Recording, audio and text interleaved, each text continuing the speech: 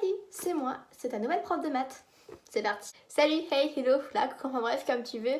Tu dois te dire, mais à quoi elle joue celle-là? Alors simplement, aujourd'hui, j'ai décidé de t'expliquer quelques petits chapitres de maths. Donc aujourd'hui, on va parler en premier lieu des fonctions numériques. Donc en gros, pourquoi je fais ça? Pourquoi? Comment? Simplement, j'adore les maths et j'ai envie d'expliquer peut-être à ceux qui ont un peu de mal avec leurs professeurs, qui ont du mal parce que leurs parents ne sont pas doués en maths, qui ont du mal à comprendre en cours parce que les chapitres vont trop vite. Donc je vais t'expliquer et j'ai plusieurs programmes que je te mettrai dans la barre d'infos ou tout simplement tu participeras avec moi et je t'aiderai à résoudre tes problèmes en maths. Donc tu m'enverras tes petits problèmes par mail et puis moi j'y répondrai. Allez, c'est parti. J'ai mes cours, je vais essayer de lire en même temps mon cours et de t'expliquer. Et je te mettrai plusieurs screens à la fin du programme numéro 1, programme numéro 2, programme numéro 3 d'exercices. Tu les feras si tu as envie. Ou tu en feras que 1, 2 ou 3 d'exercices, peu importe. Et moi, je te les corrigerai et je t'enverrai mon avis sur ta présentation, etc. Et comme ça pourra peut-être t'aider en maths. Donc dis-moi si tu as un problème en particulier en maths et je t'aiderai sans souci. Parce que oui, faire des vidéos sur le maquillage, c'est bien cool, mais clairement, moi je suis quoi? Je suis lycéenne et j'ai envie de t'aider parce que je sais que les maths, c'est un peu la matière où beaucoup de gens vont y rentrer avec appréhension et j'ai pas envie que tu le fasses. Donc voilà. Tout d'abord, la définition d'une fonction. Donc, je vais te lire mon cours et ensuite je vais t'expliquer. Une fonction numérique associe à tout élément d'un ensemble de nombres E au plus un élément d'un ensemble de nombres de F. Là, clairement, tu comprends rien. Mais je vais te dire en maths, si tu ne comprends rien à la définition, c'est pas si grave que ça. Tout simplement puisqu'en maths, tu ne dois pas connaître par cœur la définition, à moins que ton prof te demande des définitions. Mais par exemple, en maths, c'est de l'application. Donc si tu connais par cœur ton cours, c'est bien. Mais en maths, il faut le comprendre. C'est comme en physique-chimie, il faut le comprendre. Les nombres de nombres, tu les connais depuis la primaire. On te les apprend, on te les fait découvrir. Mais on ne te dit pas qu'ils forment des ensembles qui s'appellent N, Z, Q ou R. N, c'est quoi? N signifie naturel. Donc c'est l'ensemble des entiers naturels, qu'ils soient positifs ou nuls. Z, c'est l'ensemble des nombres relatifs, qu'ils soient positifs ou négatifs. Q, ça peut te rappeler la division et en effet, c'est l'ensemble des rationnels, donc des fractions. Et R, c'est l'ensemble des nombres réels. Au plus 1, donc qu'est-ce que ça signifie? Ça signifie soit un élément de l'ensemble E est associé à un unique élément de F, soit il n'est associé à aucun. E ne peut pas être associé à plusieurs éléments. Il ne peut l'être que à F ou à aucun. Maintenant que tu connais à peu près les notions, tu as besoin du vocabulaire pour tes exercices. Tu as deux mots importants à comprendre et à connaître dans les fonctions numériques, c'est image et antécédent. L'image, c'est ce que tu vas obtenir.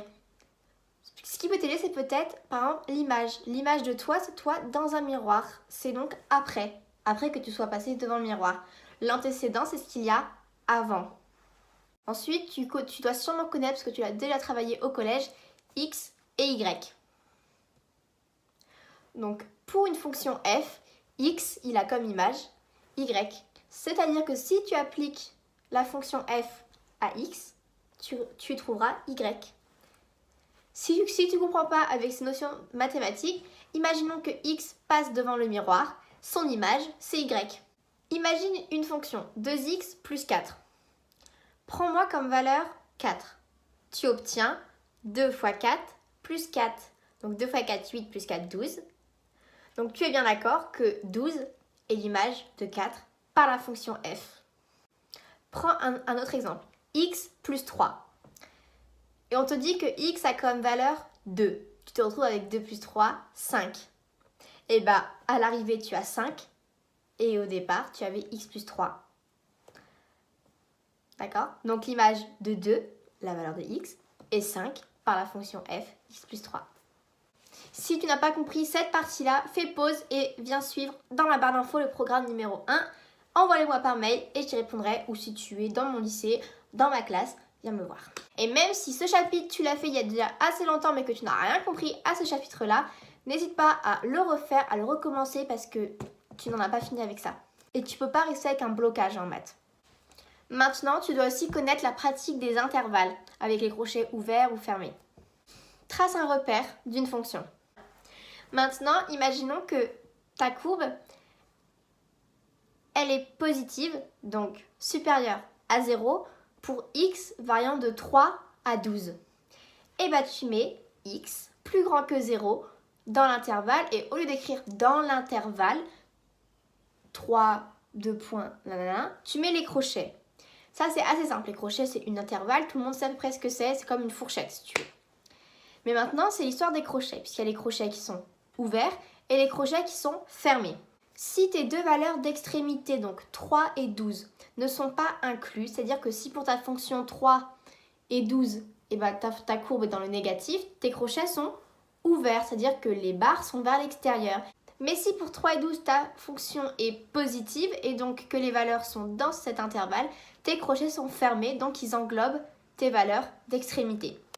Maintenant, tu dois aussi connaître un terme, c'est le S de solution. Par exemple, si on te demande de trouver toutes les solutions où ta fonction est égale à 2, et bah, au lieu d'écrire les solutions sont, tu fais S. Et maintenant, tu ne mets pas des crochets, mais tu mets des accolades. Et pour séparer tes parents 3, 4, 5, 6, 12 valeurs, ne mets surtout pas de virgule. Pourquoi? Puisque tu vas confondre avec les nombres à virgule et tu vas t'emmêler. Tu mets des points-virgule. Ne mets pas de slash non plus, parce que tu vas confondre avec les fractions. Donc voilà pour le chapitre des fonctions numériques. T'as compris? Alors si tu n'as rien compris à ce que je viens de te dire, viens suivre, je t'ai mis un petit lien dans la barre d'infos où je reprends chaque partie plus lentement avec des schémas, tout ça. Donc n'hésite pas à aller voir, n'hésite pas à venir. Voilà, tout simplement.